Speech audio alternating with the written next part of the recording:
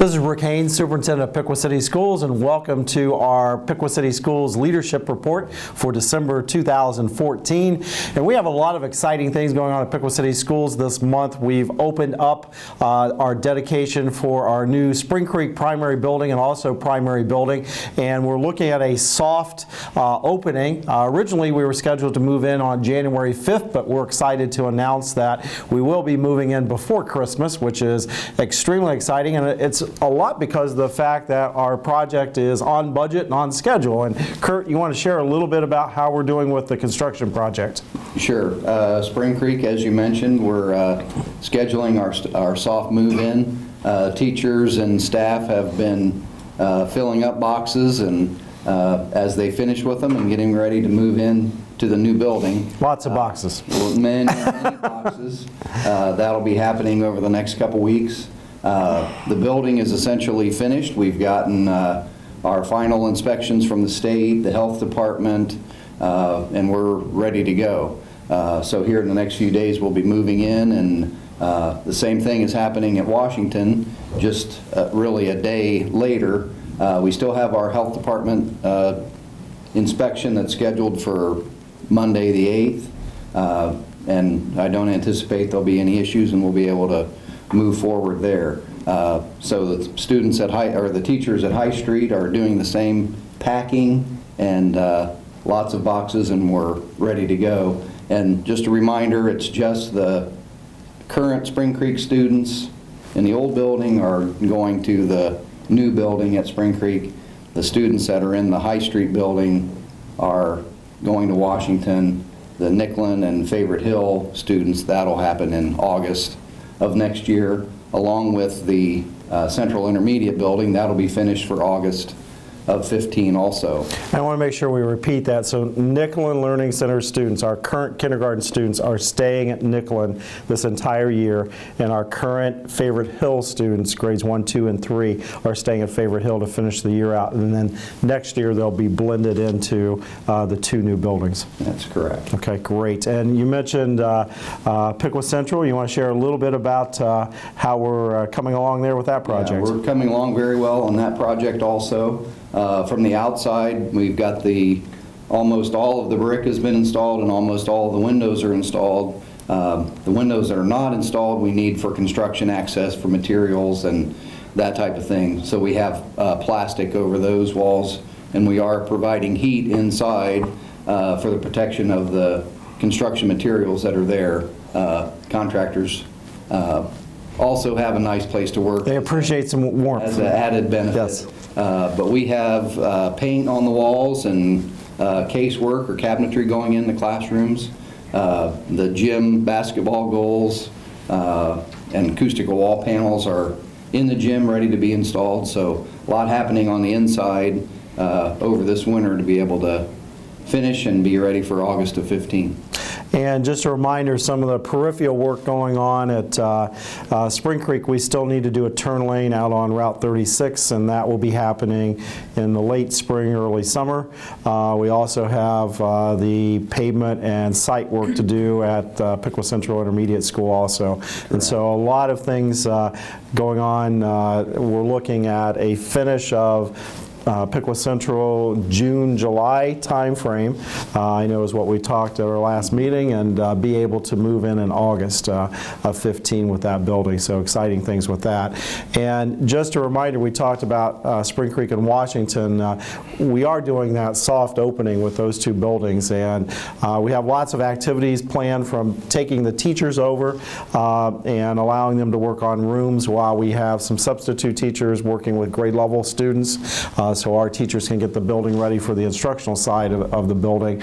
We also have a transition day planned for both student bodies, so that they can go over, spend about an hour and a half in each of the buildings, eat lunch, find out where the basic need things are, like the restrooms, the water fountains, and get familiar with the building, and then open up. Before that, though, we're also having an open house for our parents to join their students in the new buildings, and we have have those scheduled, and details are coming out from the building principals. It's December the 18th, basically, 1 hour for each, and I appreciate the music teachers who have established, they're going to gather in the Commons, do a few Christmas songs that they've been practicing on, and then teachers will be touring their students and their parents of their students throughout those two buildings. So a lot happening, and the great thing about having a soft opening, it allows us to get our students and staff into the buildings for about a week, and then we have a 2-week period while everyone is on Christmas break, and it gives our central office staff the capability of going in and doing some tweaking that needs to be done. Anytime you have a new building, there are some things that you need to go back in, and so it gives us 2 weeks, and then students will come back, and January 5th, which was originally going to be the opening, will be full steam ahead with having all the transition finished. And speaking of tweaking and behind the scenes work, I know Eric, with technology, you want to share some of the things new building wise that your team is prepping right now. Well, this past month we've been moving in some of the I guess the back-end server support that our staff is expecting, our students are expecting. We've added the remote access, the gifted and special education software. Those servers are now running from the building. And also our imaging services are running from the building. That technology we use to basically prep the classroom technology, the teacher workstations, deploy all the educational software that they're expecting when they show up to the classroom. We've been making the final connections in the classroom, making sure the interactive projectors are up and running, the touch surfaces, all that stuff works. And the part of the building project, they did provide the primary file server for the building, and we've been adding in the authentication services, the DNS, DHCP services that the whole building is going to run off of.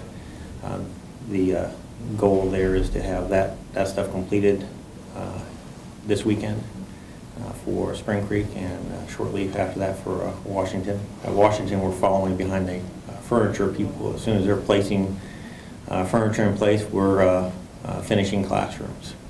There's a lot that goes on. I appreciate your team, because when I talk about being able to do a soft opening, that is being allowed because of the fact of the work of a lot of people we're doing behind the scenes with our projects. So when we look at curriculum from the standpoint of the new buildings, I know we built and designed the building so that we have extended learning spaces, a lot of capabilities, and as our public come through the buildings in dedication or at other times throughout the future, basically you'll see a little bit different style. And we have learning stations, or extended learning areas is what we're calling them.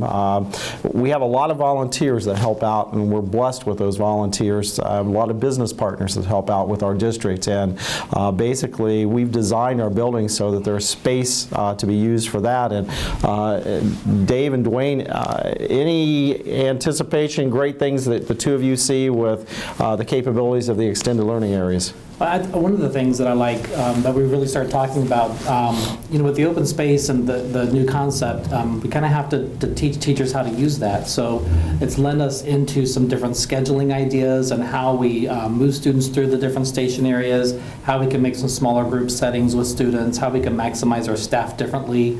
We do a lot of intervention times during the day now. And that's always kind of hard to do sometimes in a classroom with a lot of noise. So those extended learning opportunities in the hallways and outside, and the new media center format that we have offers a whole different approach to instruction. And way back we talked about 21st century buildings and what those look like, and that's one of the concepts. But the other thing is we really don't have labs where kids go in and just sit at a computer.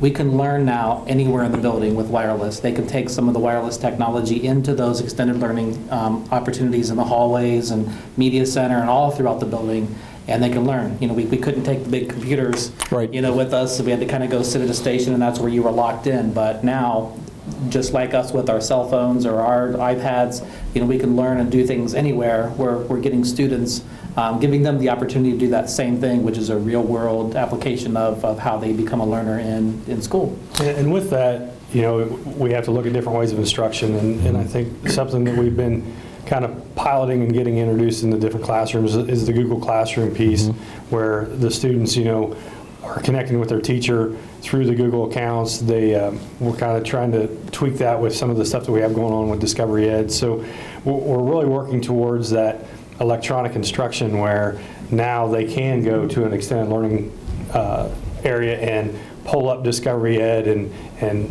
have a lesson there, and then get on their Google account and email that assignment to their teacher, and their teacher can get on. So, instruction is looking totally different, and we're trying to move that direction because that's where the students live, and I think the building, formats will be conducive to that.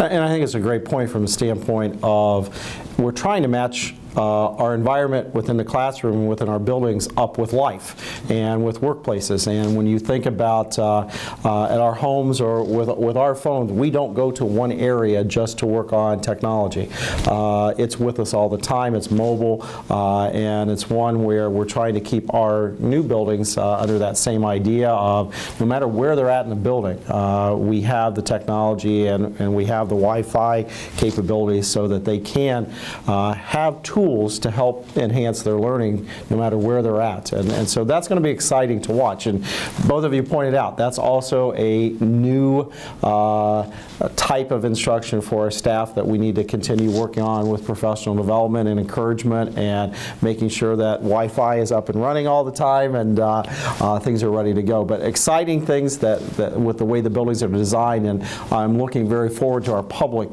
being able to see that and being able to do that. So, Eric, I know also with the new buildings, I know the principals alerted us with the soft opening. They also have testing going on, and I know you've been working on making sure that we have the mobile technology to be able to allow for the testing, and so you want to share a little bit about that? Well, I've been working with the principals and working out the schedule of when they're going to finish their winter assessment, and once that's done, we're going to basically pack up all the mobile technology and be basically moving it in to each of the buildings, so that technology will be available as they do their soft move-in. And I'd like to mention, as you're talking about the different, the wireless of what we had before and what we have now. What we had before in our buildings, most of our elementaries, was basic coverage. What we have in our new buildings is density also, where we can have large group instruction with mobile technology in the hallways, in the classrooms. We now have that capability because of the building project and having enough Wi-Fi coverage and the density to handle that. Great. And so bandwidth is larger, capacity is much better, traffic can be higher. Correct. Okay, great. And with the testing, I know both of you have been working with Park and prepping teachers, resources, and helping the students prep. You want to share a little bit about your work there? Sure. Dave's leading us up. We have a team of people that are actually all working together. I was talking to the Piqua the other day, and she was asking what my role is, and I said I'm just one small puzzle piece to this. Starting with students who first, I just have to say, are working really hard in the classrooms, mastering the content that they're going to be assessed on. Teachers are working really hard to try to learn the new formats of the testing. That way students are familiar with the questions because they're very different on the Park assessment than anything they've ever seen before. And we continue to go to professional development, that we bring ideas back and show what some of those samples look like so teachers can mimic that in the classroom and get students more familiarized with that formatting.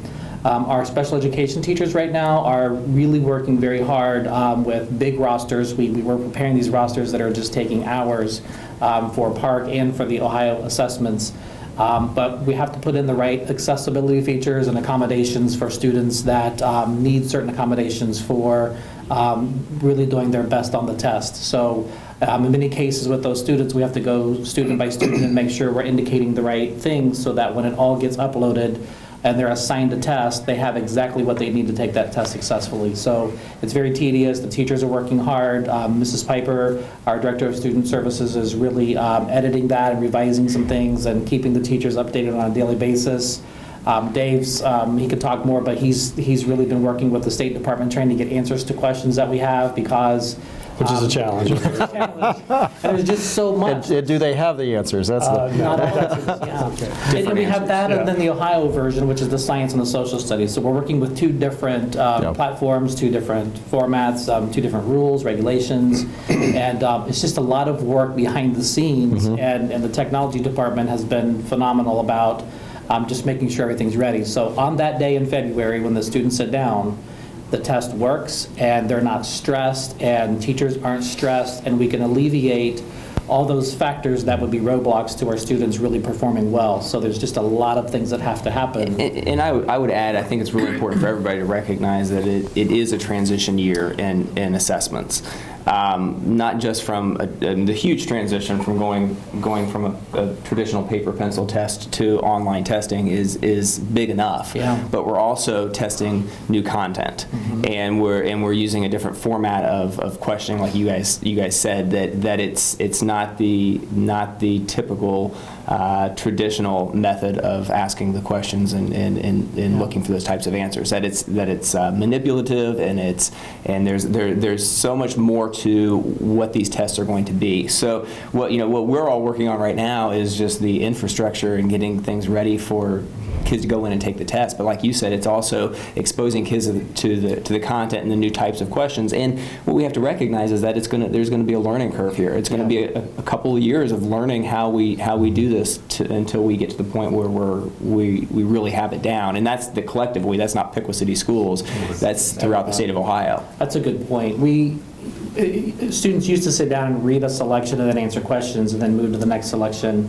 Now they've got media, they have to watch some videos, they have to add that knowledge to the text that they're reading. They might hear things auditorily that they just have to listen to, so there are different skills there in terms of watching and listening and matching that up, and they're taking 2 and 3 pieces of text and then finding common themes and then writing argumentative pieces all the way from 3rd grade through 12th grade, and those are some very complex pieces that take time, and when you're sitting during a timed test and the pressure's on, you really have a different feel than if you were really learning the concept in the classroom and you have that time to develop the skills. So, and I think the other thing to go along with that is the fact that the public sometimes doesn't understand, because they may have friends in other districts that might be given paper pencil tests, because that is an option this year.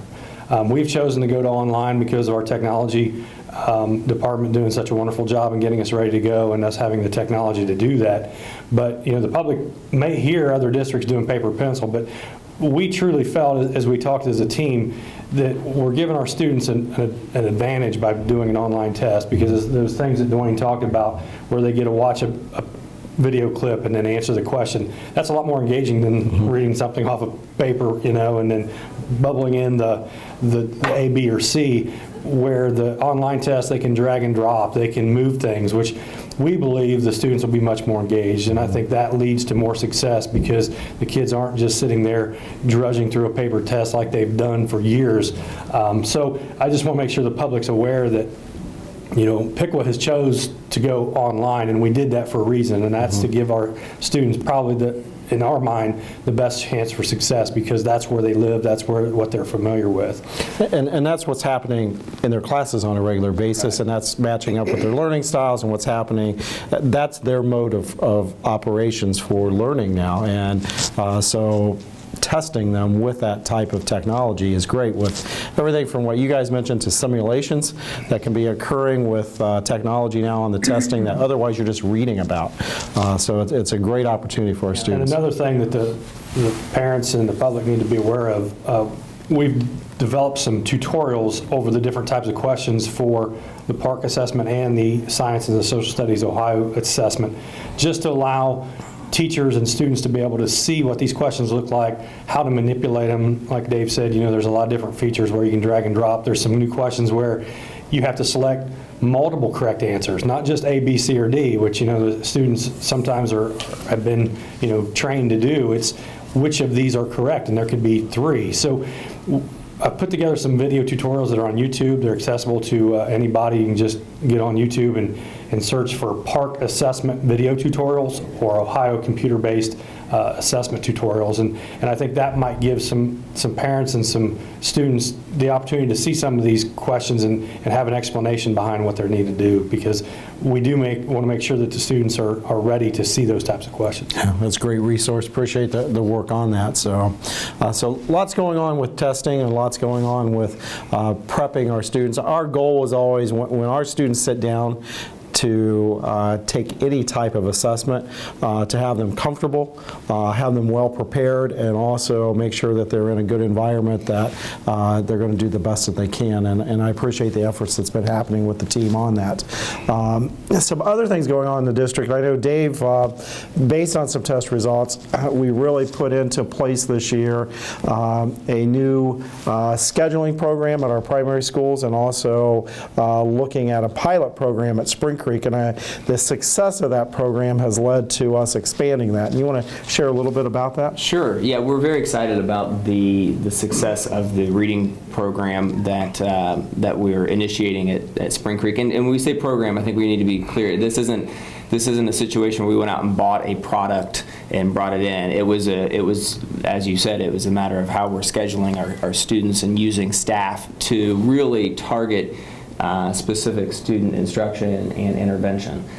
So the process that we've gone through is identifying students' abilities and needs, grouping students appropriately, and then using additional staff with the classroom teacher in order to provide small group instruction. So we piloted this program in the first grade, and the results have just been terrific. Dwayne, any comments about what we've seen in the? We've tried for a long time with what we call response to intervention. And we've collected great data in our district, and for a few years we really tried to do what we could with the staff and the time we had in place. And we've tried expanding our days with after-school opportunities, and we've had great success with that. But we knew we had a captive audience during the day, so it was really important for us to really maximize everything that we had there, and that's what this does. And it has been amazing. We collected some early data. We had some data from last year on these students. Did some small group instruction. We've grouped students by ability for parts of the day so that teachers can really hone in on those skills and give some solid practice. And it just gives the teachers some small group settings where they can really get to know the students and work with them and monitor some strong growth, and that's what they're seeing. And not only is it exciting for the kids, but the teachers are really seeing some great results out of it. So it's just kind of really steamrolling now. It's a great, we're really motivated to continue to see what we can do with this format. And what's really neat about it is when we talk about small group instruction and intervention, oftentimes we think about, well, that's going to be for the at-risk kids, or that's going to be for kids who need the most growth. And what this provides is the opportunity through a rotation for all students to receive that, so that we're growing every child appropriately, and that's going to be our top 10% of students and our top achievers, as well as our at-risk kids and all of our other students. So yeah, it's been very successful. Teresa Anderson has done a terrific job out at Spring Creek, really getting buy-in from staff and making this process work. So what we've decided to do as a district is expand that throughout Spring Creek to grades 2 and 3 and staff it appropriately. So we finalized our staffing needs in order to make that happen, and the way that the rotation works is students are divided into basically 3 groups. One group will go and work with a paraprofessional, an instructional aide, who will work through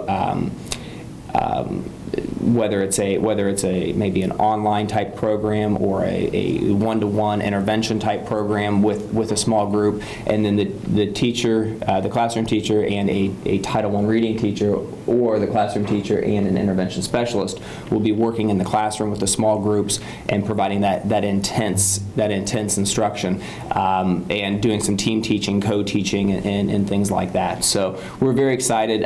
We're really happy and grateful that we have the opportunity to do this and to expand it throughout Spring Creek. We're looking at opportunities to expand it district-wide, a version of that for the remainder of the year, so that we can expose our students to that, so that we can schedule next year accordingly. and assuming that we continue to see the success that we've seen in the first grade as the pilot increases. So we're excited about that, and we hope to be able to report back in future months about the success of the program. And it was a response to the fact that we have some gaps in our reading achievement with our students, and we really wanted to address that. And this does provide the opportunity, as you said, at least at the beginning of the year up until now here in December, we are seeing some great results with the pilot and look at continuing that pilot with the hopes of next year moving into the full blast into the 2 new buildings, being able to have a new schedule design and a new approach to making sure that our students are having intense instruction with reading so that they come away with some great reading traits and characteristics and skills that are going to carry them on in not just school but also in life throughout. So, well folks, I appreciate all the work just for our community. Again, a huge thank you for the support that you provide on a regular basis. Also, as we move at the end of 2014, we want to wish all of our community members and all of our supporters of Piqua City Schools a very Merry Christmas, happy holidays, and also a Happy New Year. The next time we'll see you will be in January 2015, and we have great things happening, and we'll be in our new primary schools, Spring Creek and Washington, full blown, and then we also look forward to continuing the construction project and in August of 15 moving into Piqua Central Intermediate. So on behalf of everyone at Piqua City Schools, thank you very much, and Merry Christmas and Happy Holidays.